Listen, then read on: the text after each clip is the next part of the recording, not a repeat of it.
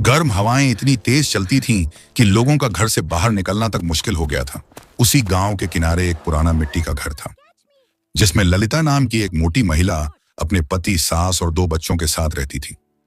घर इतना छोटा था कि अंदर हवा तक ठीक से नहीं आती थी। ना बिजली थी, ना पंखा, ना ठंडा पानी। दिन में तपती धूप और रात में गर्म दीवारें। ऐसा लगता था जैसे पूरा घर भट्ठी बन चुका हो। रात को भी बहू पसीने से पूरी भीग जाती, लेकिन फिर भी उसे चैन से सोने नहीं दिया जाता था। उसकी सास सुबह होते ही चिल्लाना शुरू कर देती। अरे ओ मोटी, कब तक पड़ी रहेगी? जा पहले पानी भर कर ला। सूरज सिर पर आ गया, खाना कब बनेगा? बेचारी ललिता भारी शरीर के साथ हर दिन के थकान के साथ बड़ी मुश्किल से उठ पाती थी। हर रोज उसे कई किलोमीटर दूर पुराने कुएं से पानी लाना पड़ता था। गर्मी के कारण गांव के सारे तालाब, कुएं सूख चुके थे, इसलिए दूर गांव रोज 3-4 चक्कर लगाने पड़ते थे। इसलिए तेज धूप में भी उसे खाली घड़े उठाकर दूर तक पैदल जाना पड़ता। गर्मी की वजह से उसका शरीर दिन ब दिन कमजोर होता जा रहा था। चलते वक्त उसकी सांस फूलने लगती, चेहरा लाल पड़ जाता, लेकिन घर में किसी को उसकी तकलीफ से कोई मतलब नहीं था। गांव के लोग भी उसे देखकर हंसते थे। कोई कहता, इतनी मोटी है तभी गर्मी ज्यादा लगती होगी, तो कोई मजाक उड़ाते हुए बोलता, धरती भी इसके वजन से तप रही होगी। उनकी बातें सुनकर बहू चुपचाप सिर झुका लेती। उसकी आंखें भर आती, लेकिन वो किसी से कुछ नहीं कहती थी। उस दिन भी दोपहर की जलती गर्मी में वो सिर पर 2 मटके रखकर पानी लेने निकली थी। सड़क इतनी गर्म थी कि उसके पैर जल रहे थे। गर्म हवा उसके चेहरे पर थप्पड़ों की तरह लग रही थी। उसका गला पूरी तरह सूख चुका था, लेकिन घर में बच्चों के लिए पानी ले जाना जरूरी था। धीरे धीरे चलते हुए वो गांव के बाहर सुनसान रास्ते पर पहुंची। दोस्तों, बहुत गर्मी में पानी लेने जा रही हूँ। मेरे लिए एक लाइक, सब्सक्राइब और वीडियो को जरूर हाइप कर देना। चारों तरफ सूखी जमीन थी, पेड़ पौधे तक मुरझा चुके थे। अचानक उसे महसूस हुआ कि उसके सिर में जोर जोर से चक्कर आने लगा है। उसका गला प्यास से सूख रहा था, आंखों के आगे धुंध सी छाने लगी थी। उसने सोचा, अगर अभी पानी नहीं पिया तो शायद मैं घर तक भी नहीं धीरे पहुंच धीरे वो पाऊंगी। पुराने कुएं की तरफ बढ़ने लगी। कुएं के पास पहुंचते ही उसने रस्सी से बाल्टी नीचे डाली और कांपते हाथों से पानी बाहर निकाला। जैसे ही उसने 2 घूंट पानी पिया, उसे थोड़ा आराम महसूस हुआ। फिर वह घड़े में पानी भरकर घर की ओर जाने लगी, लेकिन तभी तेज धूप और कमजोरी की वजह से उसका संतुलन बिगड़ गया। सिर पर रखा मटका नीचे गिरकर टूट गया और ललिता खुद भी वहीं जमीन पर बैठ गई। उसकी सांसें तेज चल रही थीं, चेहरा पूरी तरह लाल पड़ चुका था। मटका फूटने की वजह से उसे समझ नहीं आ रहा था कि अब वो पानी लेकर घर तक कैसे जाएगी। अगर पानी नहीं ले गई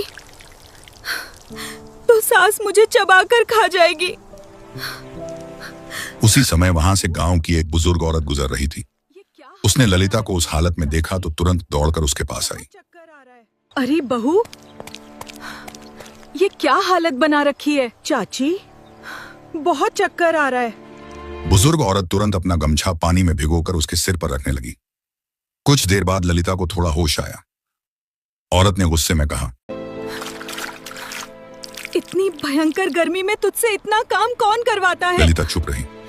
उसकी आंखों से आंसू निकल पड़े। बुजुर्ग औरत सब समझ गई। उसने ललिता के टूटे मटके की तरफ देखा, फिर बोली, मटका तो टूट गया है।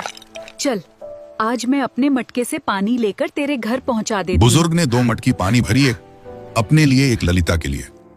दोनों धीरे धीरे गांव की तरफ चलने लगी। रास्ते भर ललिता हांफती रही। उसके पैर जवाब दे रहे थे। घर पहुंचते ही उसकी सास गुस्से से चिल्लाने लगी, इतनी देर और पानी कहाँ है? कहीं मटका भी तोड़ा ही क्या?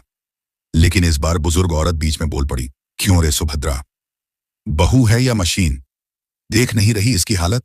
बेहोश पड़ी हुई थी, चक्कर आ रहे थे इसको।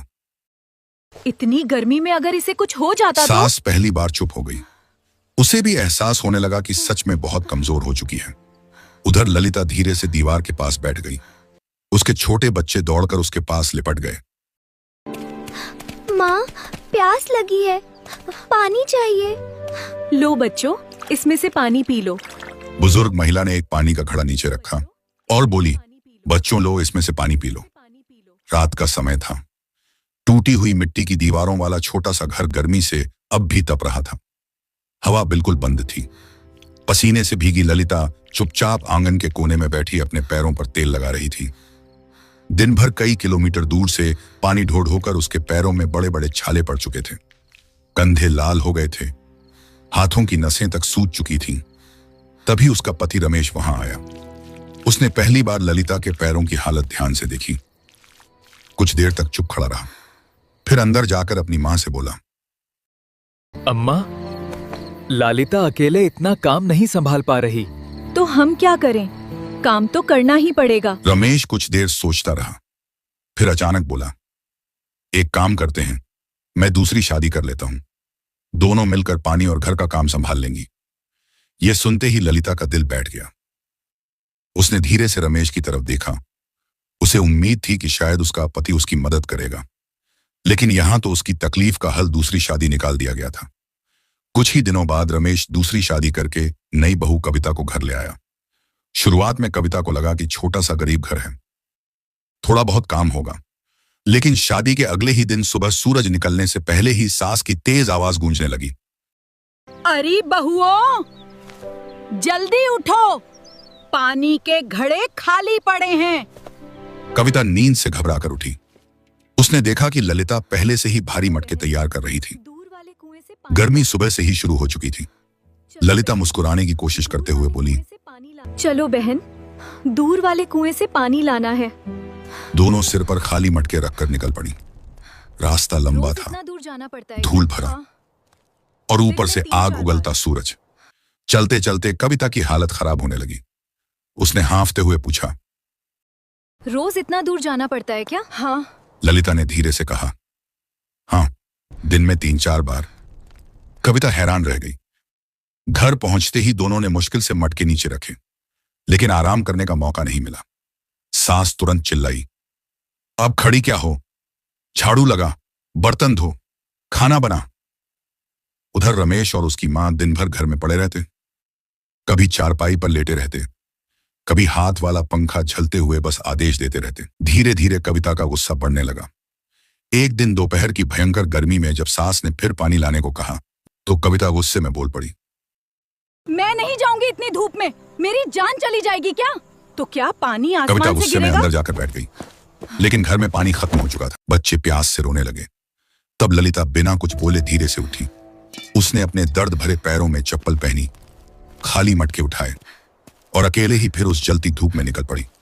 उसके माथे से पसीना टपक रहा था, सांसें भारी हो रही थी, लेकिन फिर भी वो पूरे घर के लिए अकेले पानी लाने जा रही थी।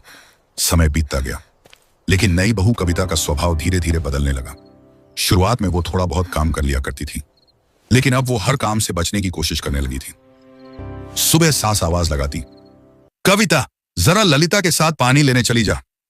तो कविता तुरंत बहाना बना देती, मुझसे इतनी गर्मी में नहीं चला जाता, मेरा सिर घूमता है, इतनी दूर धूप में पानी कौन लाता है।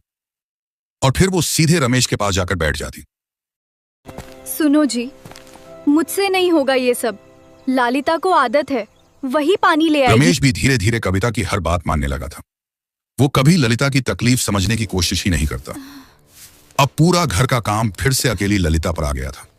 सुबह अंधेरा रहते उठना, झाड़ू पोंछा, बर्तन, खाना बनाना, बच्चों को संभालना और फिर तपती दोपहर में कई किलोमीटर दूर से पानी ढोकर लाना। उसका शरीर दिन ब दिन टूटता जा रहा था, लेकिन फिर भी उसने कभी शिकायत नहीं की। उधर कविता धीरे धीरे ललिता और उसके बच्चों से जलने लगी थी। जब भी रमेश कभी अपने बच्चों को प्यार करता, कविता का चेहरा उतर जाता। वो रमेश के कान भरने लगी। तुम्हारी सारी कमाई उस ललिता और उसके बच्चों पर खर्च हो जाती है। मैं यहाँ खुश नहीं हूँ।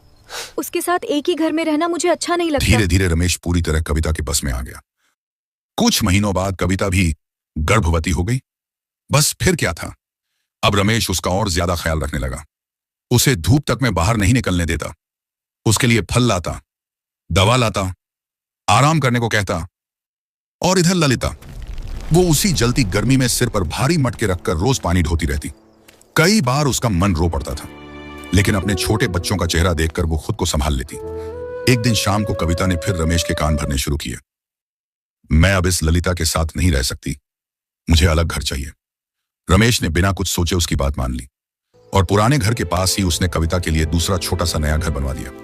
अब रमेश ज्यादातर समय कविता के साथ ही रहने लगा। धीरे धीरे उसने ललिता को पूरी तरह नजरअंदाज करना शुरू कर दिया। अपने बच्चों तक की खबर नहीं लेता था। पहले घर खर्च के लिए थोड़े बहुत पैसे दे देता था, लेकिन अब वो भी बंद कर दिए। ललिता सब समझ चुकी थी। एक रात वो अपने सोते हुए बच्चों को देखकर चुपचाप उदास बैठी रही। गर्मी की वजह से बच्चे बार बार प्यास से उठ रहे थे। ललिता की आंखों में आंसू आ गए। वो मन ही मन सोचने लगी, अगर मैं ऐसे ही रमेश के भरोसे बैठी रही तो एक दिन मुझे और मेरे बच्चों को भूखा रहना पड़ेगा। नहीं, अब मुझे खुद कुछ करना होगा। अगली सुबह जब वो हमेशा की तरह दूर कुएं से पानी लेकर लौट रही थी, तभी उसके मन में एक विचार आया। पूरा गांव इस गर्मी में ठंडे पानी के लिए तरस रहा है। मैं रोज इतनी मेहनत से पानी लाती ही हूँ, क्यों ना मैं इसी से कोई उस छोटा दिन काम उसने शुरू घर के बाहर पुराने लकड़ी के तख्ते को साफ किया, कुछ मिट्टी के मटके रखे, उनमें ठंडा पानी भर दिया। फिर थोड़े से नींबू, चीनी और नमक और बर्फ खरीदकर उसने नींबू पानी बनाना शुरू किया। शुरुआत में लोग उसे देखकर हंसने लगे, उसका मजाक उड़ाते थे। अरे ये मोटी दुकान चलाएगी। इसे तो खुद ढंग से चलना नहीं आता है। इससे कौन पानी खरीदेगा? लेकिन भयंकर गर्मी में जब राह चलते लोगों ने उसका ठंडा नींबू पानी पिया तो सबको राहत मिली। धीरे धीरे लोग उसके पास रुकने लगे। कोई ठंडा पानी पीता, कोई नींबू पानी। कुछ मजदूर तो रोज वहीं आने लगे। दिन भर की मेहनत के बाद जब शाम को ललिता ने अपने हाथ में कमाए हुए पहले पैसे देखे तो उसकी आंखें भर आईं। जिंदगी में पहली बार उसे लगा कि शायद वो अपनी बेटी का भविष्य खुद बदल सकती है। धीरे धीरे ललिता का छोटा सा नींबू पानी का ठेला पूरे गांव में मशहूर होने लगा। भयंकर गर्मी में राह चलते लोग दूर दूर से उसके पास रुकते। कोई ठंडा पानी पीता, कोई मिट्टी के मटके का नींबू पानी।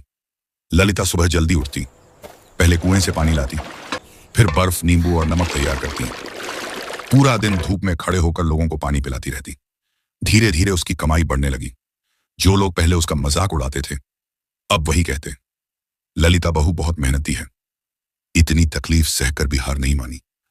ललिता एक एक पैसा बचाकर जमा करने लगी। वो फिजूल खर्च नहीं करती थी। उसके मन में बस एक ही सपना था, अब गांव की औरतों को मेरी तरह दूर दूर से पानी ना ढूंढना पड़े। 1 साल की मेहनत के बाद आखिर वो दिन भी आ गया जब ललिता ने अपने घर के बड़े आंगन में एक विशाल कुआं खुदवाना शुरू कर दिया। पूरा गांव हैरान था। जिस औरत को कभी लोग मोटी मोटी बोलकर हंसते थे, आज वही अपने दम पर गांव के भले के लिए इतना बड़ा काम करवा रही थी। कुछ महीनों बाद कुआं तैयार हो गया। उसमें साफ ठंडा पानी भराया। अब गांव की औरतों को कई किलोमीटर दूर नहीं जाना पड़ता था। ललिता सबको अपने कुएं से पानी भरने देती। गांव वाले उसके लिए दुआएं देने लगे। उधर उसकी बूढ़ी सास चुपचाप ये सब देखती रहती। अब उसे धीरे धीरे अपनी गलतियों का एहसास होने लगा था। उसे याद आने लगा कि कैसे वो दिन भर ललिता से काम करवाती थी, कैसे भयंकर गर्मी में उसे अकेले पानी ढोने भेज देती थी, कैसे उसने कभी उसकी तकलीफ समझने की कोशिश नहीं की। लेकिन कविता का स्वभाव बिल्कुल अलग था। वो सास को ठीक से खाना तक नहीं पूछती थी। कभी कभी तो खुद खा लेती, लेकिन बूढ़ी सास के लिए रोटी तक नहीं बनाती। एक दिन बूढ़ी सास आंगन में अकेली बैठी थी। तभी उसने देखा ललिता दूर से आ रही है। तेज धूप होने के बावजूद उसके हाथ में सास के लिए दवा और खाना था। सास की आंखें भर आईं। वो सोचने लगी, मैंने इस बहू को जिंदगी भर ताने दिए, इस पर कितना अत्याचार किया, लेकिन फिर भी इसने कभी मेरा साथ नहीं छोड़ा। उस दिन पहली बार सास रोते हुए ललिता के सामने हाथ जोड़कर बोली, मुझे माफ कर दे। मैं तुझे कभी समझ ही नहीं पाई। ललिता कुछ पल चुप रही, फिर धीरे से बोली, जो बीत गया उसे भूल जाइए अम्मा। उस दिन के बाद सास भी ललिता के साथ नींबू पानी के काम में हाथ बटाने लगी। दोनों सुबह मिलकर मटके सजाती, नींबू काटती और गांव वालों को ठंडा पानी पिलाती। धीरे धीरे उनका छोटा काम और बड़ा होने लगा। उधर कविता ये सब देखकर अंदर ही अंदर जलने लगी थी। जिस ललिता को वो कभी बेकार समझती थी, आज पूरा गांव उसी की इज्जत करता था। अब हालात बदल चुके थे। कविता को खुद दूर कुएं से पानी लाना पड़ता था। उसने कभी मेहनत करना सीखा ही नहीं था, इसलिए थोड़ी दूर चलते ही थक जाती। लेकिन घमंड और जलन की वजह से वो कभी ललिता के कुएं से पानी नहीं मांगती थी, और ललिता भी उसे बुलाने नहीं जाती थी, क्योंकि उसे अच्छी तरह याद था कि कविता ने उसके साथ क्या क्या किया था। अब रमेश की हालत भी बदल चुकी थी। पहले जो आदमी दिन भर आलस से चारपाई पर पड़ा रहता था, आज वही कविता के साथ दूर पानी ढोने जाता था, क्योंकि अगर वो ना जाता तो कविता गुस्से में झाड़ू लेकर उसके पीछे पड़ जाती। पूरा गांव उसे देखकर हंसते हैं। जिस पहली पत्नी ने हर दुख में उसका साथ दिया, उसे छोड़कर दूसरी शादी की, अब वही दूसरी पत्नी उसे सबक सिखा रही है। और उधर ललिता, वो अपने बच्चों के साथ मेहनत से कमाई हुई इज्जत और सुकून की जिंदगी जी रही थी। प्यारे दोस्तों, चाहे कैसी भी हालात क्यों ना हो, मेरी तरह मेहनत करो, हार मत मानो। दोस्तों, कैसी लगी मेरी कहानी? कम से कम मेरी मेहनत के लिए एक लाइक और सब्सक्राइब जरूर कर दे। आपको ऐसी ही कहानियाँ सुनना पसंद है तो जल्दी से चैनल को सब्सक्राइब कर लें ताकि ऐसी मजेदार कहानियाँ आपको ऐसी ही कहानियाँ सुनना पसंद है तो जल्दी से चैनल को सब्सक्राइब कर लें ताकि ऐसी मजेदार कहानियाँ। तो दोस्तों, आज का आपका सवाल है जो सबसे ज्यादा कमेंट आया है कि आप अपना वीडियो बनाने का प्रोसेस बताओ। तो मेरे प्यारे दोस्तों, वीडियो बनाने का प्रोसेस बहुत लंबा होता है, मैं ऐसे यहाँ एक्सप्लेन नहीं कर सकता। मैं कोशिश करूँगा कि इस वीडियो का ट्यूटोरियल जल्दी आपके सामने ला पाऊँ। फिर भी अगर आपको ये प्रोसेस सीखना है तो YouTube में सर्च करके सीख सकते हो, मैं भी वहीं से सीखा हूँ। आपको ऐसी ही कहानियाँ सुनना पसंद है तो जल्दी से चैनल को सब्सक्राइब कर लें